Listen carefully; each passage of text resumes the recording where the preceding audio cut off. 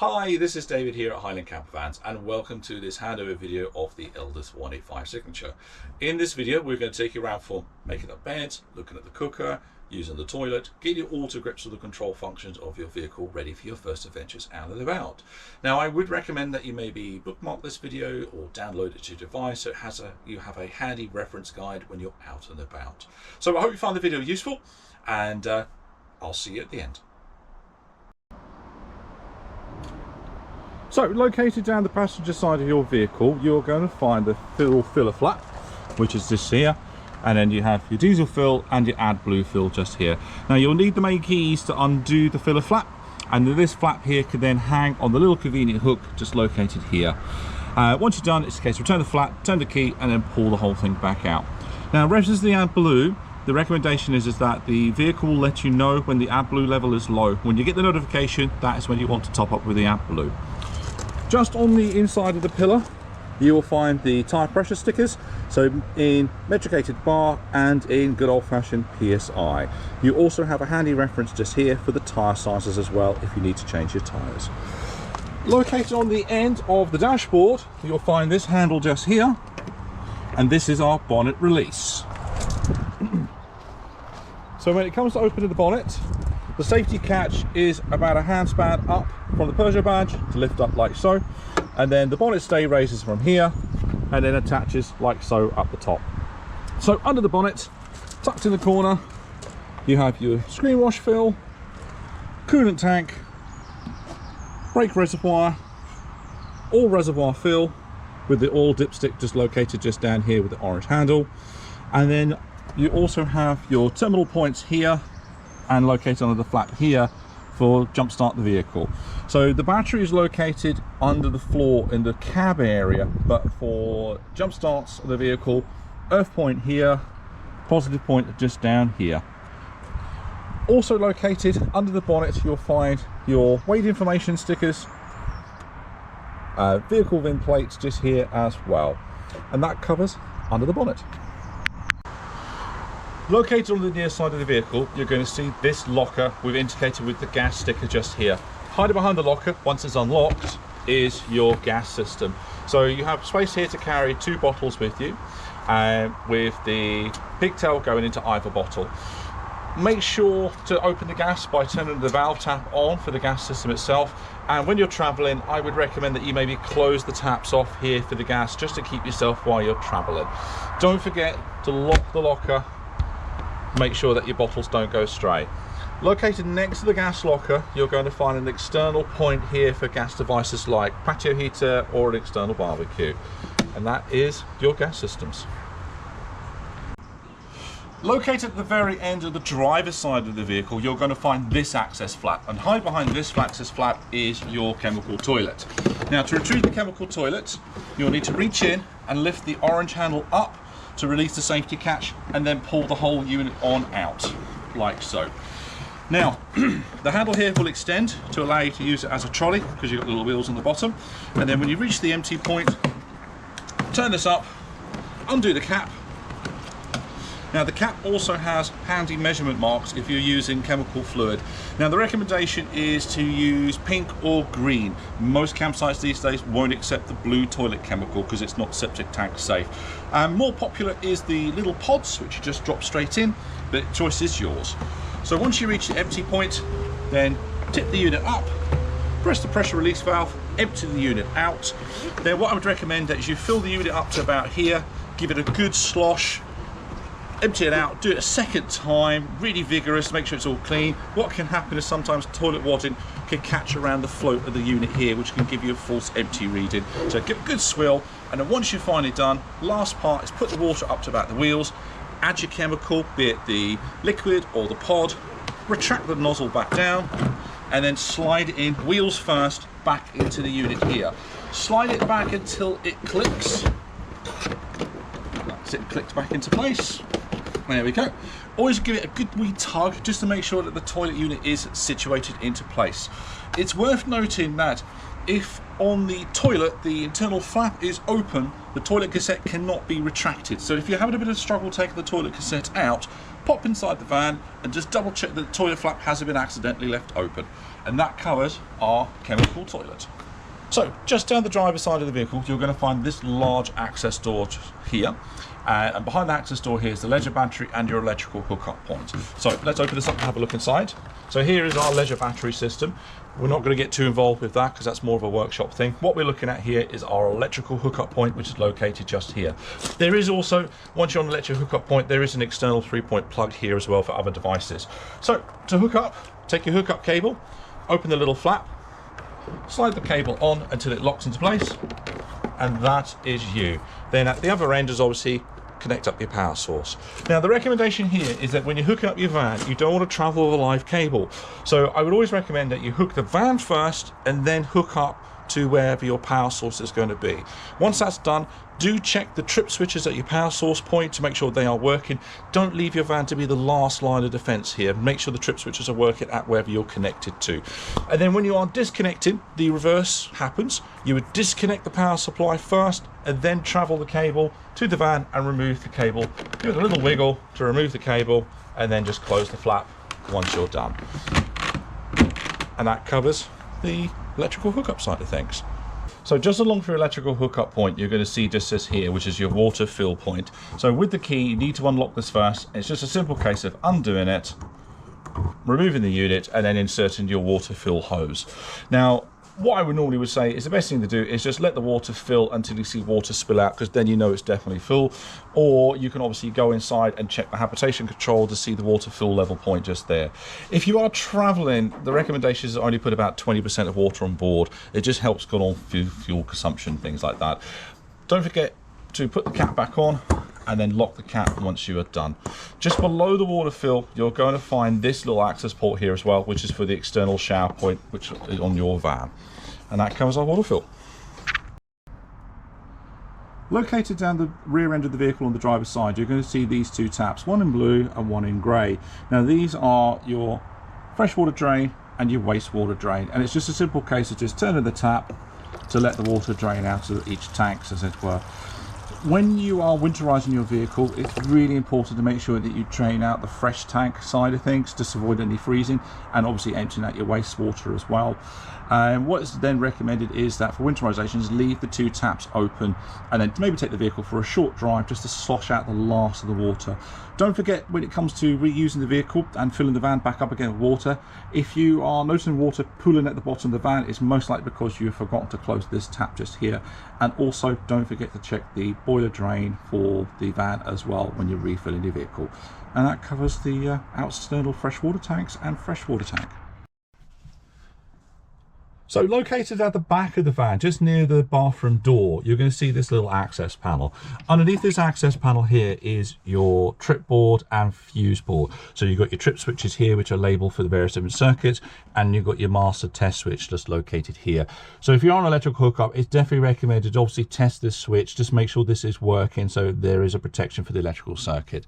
Fuses are located just down here, and again they are labeled to give you an indication of what the fuse is controlling. It's recommended that inside the van that you carry some fuses with you just in case you're out about the field and you need to change your fuse. These fuses here are just standard car type fuses, as it were, and you can pick those up at most auto factors. And that covers our RDC board. So inside the van, there are a number of gas isolation switches to be aware of. So we're just going to go around them here just now. So the first one is located on the passenger side rear bunk bed. You can see it located just down here. So that's your first one. And then we're going to show you where the other ones are located. So the second set is located just under the access panel under the oven. You'll find 3 of them hiding under here. And then finally, underneath the passenger seat on the driver's side, there's a final located isolation valve for the hot water system just down here. Now with the valve switches, all we need to do is make sure that the gas can flow from the valve through it and onwards through the pipe. So if it's in a cross formation, then the tap is closed. If it's in a line formation like that just now, it means that the tap is open and allowing gas to flow through. And that is your isolation switches. So as part of your winterization for your Elddis, you will need to obviously drain the freshwater tank, empty out the tap sinks and the bathroom sinks as well. And the last thing you need to do is you'll need to drain the boiler itself, because the boiler does retain water. So to do that, you need to get access to the boiler drain valve. Now this is hiding in the passenger seat compartment behind the driver's seat. So once you've opened up the compartment, you can see this yellow tap hiding just down here. Now at the moment the tap is in the closed position, which allows the boiler to fill. So to drain the boiler, we just flip this 90 degrees across like so, and that will then allow water to drain out. Now you'll see a puddle of water start to appear on the floor below this side of the van. Now it's recommended that for winterization you leave this tap open to allow any moisture to escape from the boiler system. Now when it comes to reusing the van again, fill it back with water. If you are noticing a puddle start to appear underneath the van, it's probably a case that you've forgotten to close this drain valve here. Just flip it back. That will then allow water to fill the boiler. Now, when you're filling the van for the first time, you will notice that the boiler will fill fast. It takes roughly about 10 litres of water. So your water gauge on your HAB panel may give you a false reading until the boiler is ready and full fast. And that there covers your winterization for the van, as well as the boiler drain valve. Next, we're going to cover how you make these seats into your travel seats. So first thing you will need to do, you'll need to make sure that the base of the bed and sofa is fully up and this is fully tucked away, otherwise the seat's not going to pass through. So you've got two levers. This here will adjust the main part of the seat, and this here adjusts the backrest of the seat. So what I would recommend you do, first things first, is tilt the seat up to roughly about that angle there. Okay, so it's just in line with the grey. Then this lever, tilt this all the way over, just like gently, because sometimes the seat belt can catch. Lock that in place, then continue to travel the seat up, like so. And then swing out the bottom, make sure the bottom hooks into the silver points here, and that there is your travel seat. Now the belts come across and then lock into place, and that there's the seat ready for travel. So put the seat away, it's just reversing the process. Make sure the seat belts are unclipped, tuck that out of the way, unhook the bottom of the seat first, make sure that is properly stowed, tilt the seat down until this part here just touches the wood frame on the opposite side, like so, and then fold the seat back over, and then finally drop the seat to its last position, like so. And then that will allow you then to fold this unit down and convert this area back into your sofa. And that covers the travel seat. Now we're going to take a look at your gas hob. Okay, so before we can use the gas hob, we obviously need to make sure that A, we have lifted the cover out of the way, and secondly, that we have the 12-volt system running to allow the spark igniter, and lastly, your gas supply is switched on. And obviously check your gas supply at the bottle, and if you've used the isolating valves, make sure they're all open as well. If you're not too sure, just push one of the taps in, turn it over, and if you hear a hiss, you know the gas is coming through. So to ignite the rings, you have 3 controllers located here to ignite each of the rings. This one here is for the electrical hot plate, and this will only operate when you're on an electrical hookup. So turn the gas on, press the sparker, which is located just on the front of the oven. That ignites the ring. Hold this in for a few seconds, allow the thermocouple to engage, and then likewise all the rings that you want to ignite, like so, and that's all your rings running. Now to turn the rings off, just switch them back to their 12 o'clock positions, and the gas will all switch off. It's not a bad idea to just have a quick listen to make sure that the gas has switched off. There we go, there's no gas coming through. That means we know these are all fully switched off correctly. Now, if you have been cooking for a wee while on the hob here, it's recommended you don't shut this straight down. Give this about 10 minutes to cool off, otherwise you could potentially shatter the glass with this lid being down. So just let this cool off first as well. Now these rings here do come off. They just twist to allow you to remove them for easy cleaning, and then you just locate them back on by twisting them back into position again for once you're all done. And that covers our gas rings. Now we're going to have a look at the grill on your Thetford oven device. So the controller for the grill is located on the left. Okay, and again, just like the hob rings, make sure that the gas supply is switched on and the 12 volts running to allow the ignition circuit for the sparker to operate as well. So to turn the gas on, just rotate the dial, hold it in, ignite the oven grill, like so. Give it a few seconds to allow the thermocouple to warm up. and then you can adjust the flames by using the control device on the left. Once you're done, rotate it round fully to 12 o'clock, and that will then kill the gas supply. If you have been using the grill for some time, don't shut this straight away. Pull it up to about halfway, allow it to vent and cool down before finally closing the grill element off. And that covers our grill. Onwards to the oven. So the oven controller is on the front of the oven and located on the right hand side. Remember, the grill is on the left, the oven is on the right. So again, exactly the same procedure. Is you turn the dial, hold it down, press the igniter, give it a few seconds, and then you can let go of the switch, and then you can adjust the flow of gas and the heat of the oven by using the number system on the dial. Once you're done with your cooking, just rotate it all the way to 12 o'clock. The gas supply will switch off.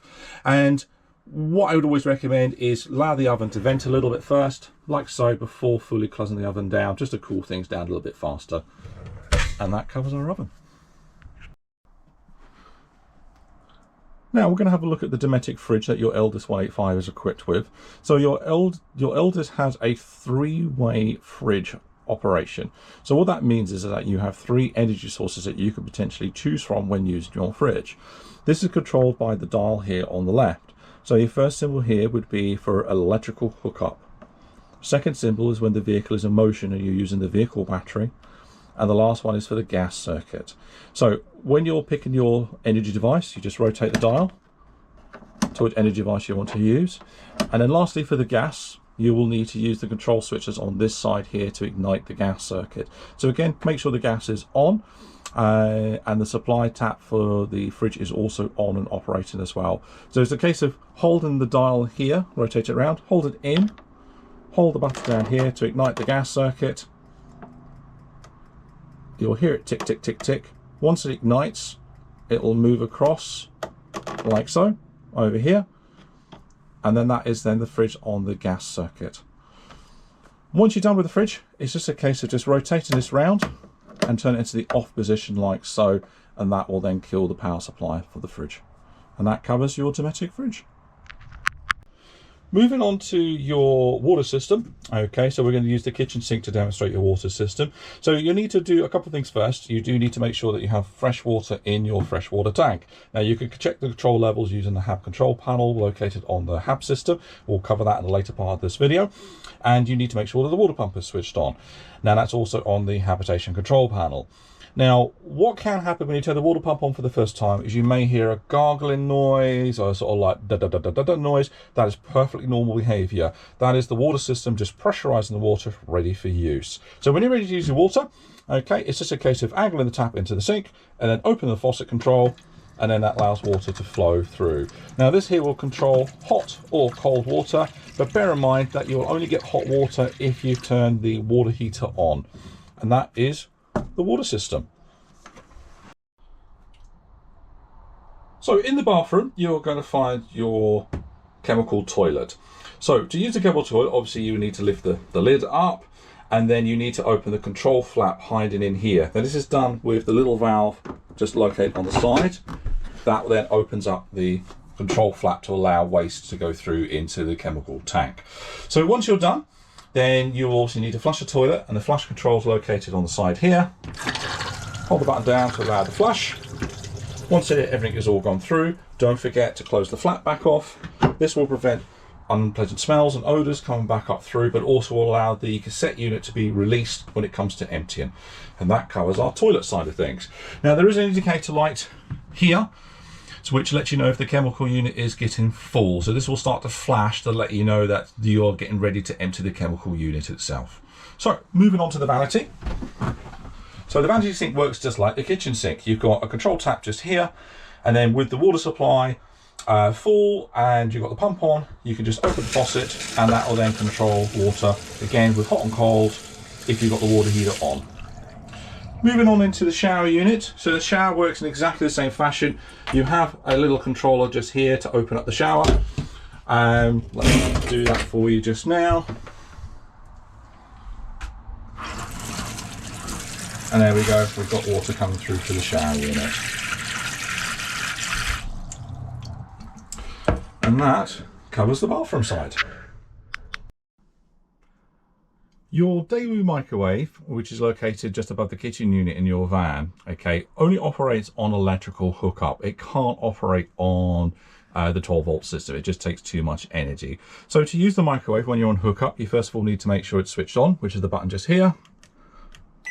That then turns your microwave on, and it's just a simple case of obviously loading your dishes into the unit just here and then programming it. So you do have some quick functions located just here and quick menus on the button on the order cook, but for simple program you've got seconds, minutes and 10 minutes. The start button to start the microwave, red button will stop the microwave, and then to eject the door is the bit at the bottom, and that then covers the microwave. Now we're going to take a look at how you make up the double bed at the front of the van.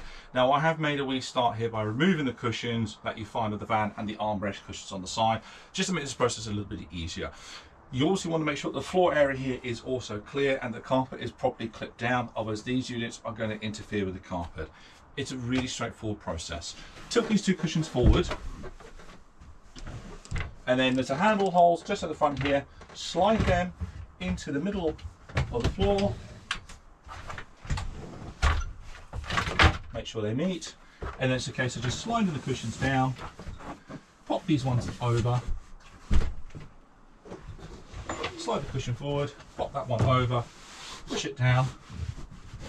Now if you want to, you can use your two armrest cushions as pillows or a headboard. If you want a headboard, they just tuck in like so, and that there is your double bed.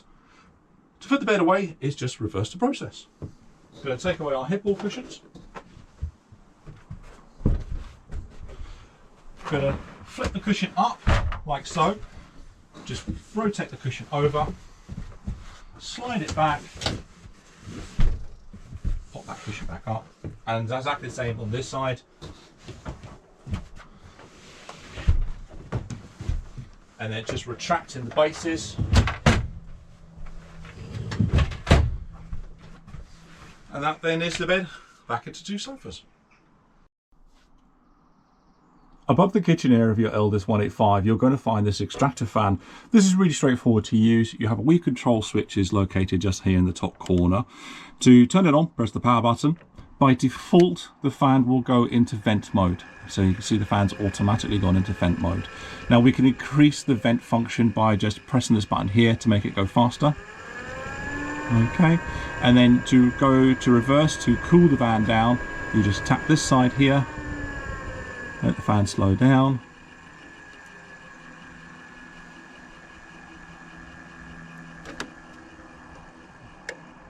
Okay, and then that will then allow the fan now to go into draw air into the van on a hot day. To switch the fan off, just press the button there, that will turn the fan off for you. And that is our extractor fan. So as you make entry into your Elddis, on the right hand side you're going to see this habitation control panel. This is a fairly straightforward panel to use. It's designed to be simple and not overly complicated. So first things first, you have this gauge up here which is currently given our volt meter for the battery. The button here allows us to check the water supply. So when I hold the button down, the needle will move to the water tank levels, like so. And that just gives an indication of how our water status is. You then have a master switch here, which turns all the electrical circuits on. Then you have a light switch. You have a light here for the awning, the tank heater for winter use, and then you have the water pump here, which will turn the water pump system on. To turn the ring off, the easiest thing to do is just switch the master system off, and that will turn all the 12-volt electrics off inside of the vehicle. And that there is the control panel. So located just below the habitation control panel, you're going to find your whale heater control system. This is a fairly straightforward unit to use. You have hot water, vehicle heating, and then you have your temperature setting just here. So to set the modes, all you would do is you just press the button here just to set whatever energy mode you're using. So either off, electric 1, electric 2, boost, gas, mixture. And then this is just your control device for the heat inside of the van. There is a night mode, which is located at the bottom by the moon symbol, and then there's a frost mode as well, which is located just here. Turn the system off, just keep pressing this button until you see the off symbol, and that turns the heater and hot water systems off. Now we're going to take a look at the primary driver controls of your Elddis 185. So on the dashboard, you would have your speedometer, fuel gauge, temperature gauge, and then rev counter located here on the right. In the center, you would have a trip computer display system, which could be controlled by the button on the end of the wiper stalk. So your lighting controls is on the left. So you rotate the dial here to turn the lights on, and then its indicators up and down, and the beam is to wait towards you to turn the beam on, and towards you again to turn the beam off. On the opposite side, you have the wiper controls. So the wipers go down for the various different programs, like so. And then you have an intermittent control speed located on this roll dial just here. Window washer is towards you. As mentioned earlier, you have a little button on the end here which activates the trip computer. So hiding just below the stalk on the lights, you'll see this device just here. This is the cruise control and speed limiter. So the cruise control is the top symbol, limiter is the bottom symbol. So turn the cruise control on, flip the stalk up, activate it by pressing the button up. That will turn the cruise control on, and then to turn the cruise control off, just press the button on the end here. You can resume it by pressing the button again, or to turn the system completely off, just rotate the dial back to the 0 position. The limiter, rotate that down, set the speed as indicated on the dashboard by up or down on the unit, and then when the vehicle reaches that set speed, it will be electronically inhibited from going any faster. You can turn that off by just flicking the stalk back into the middle position. On the steering wheel itself, you've got volume controls, and then you have function controls for the Bluetooth system as well. On the door card, you have electric mirrors, which can be selected and then adjusted, and then you have the 2 front window switches. Located on the other side, you have the heating controls. So this is fan speed, air temperature, fan position, and then circulator open, circulator closed, with the air conditioning button located here in the middle.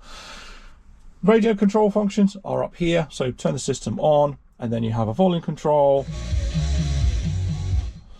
and then you have your tuner, and then you have your preset buttons just here, and then on the side here the various different control functions to access various different functions of the radio system itself. Lower down you have your 12 volt and USB sockets, and then you have the central lock-in button, hazard warning lights, and then the button here to turn the traction control system off. Now your vehicle does also have an isolation mode for the battery, which is indicated by this sticker here.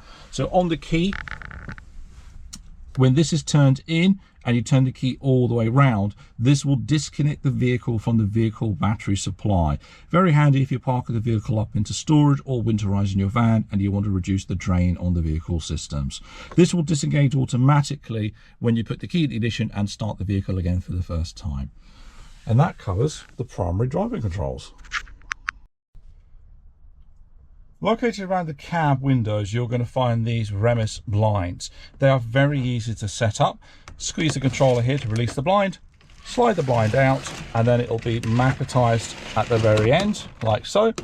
And that then gives you the blind side of things. Once you're done, it's just a case of retracting the blind. Again, squeeze it, pull the blind over, be gentle with the blinds, they are very delicate. Slide it back over, and then make sure that this control switch is located firmly in position. It's important to make sure this clicks, because if you haven't done it, you can imagine go around a corner, the blind will come out and obscure your view.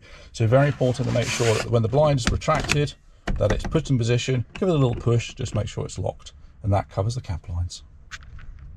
So there we go, that was a handover video for the Elddis 185. Now I hope you found it useful, and that when you're out and about it helps you get to grips with the control functions of your new van.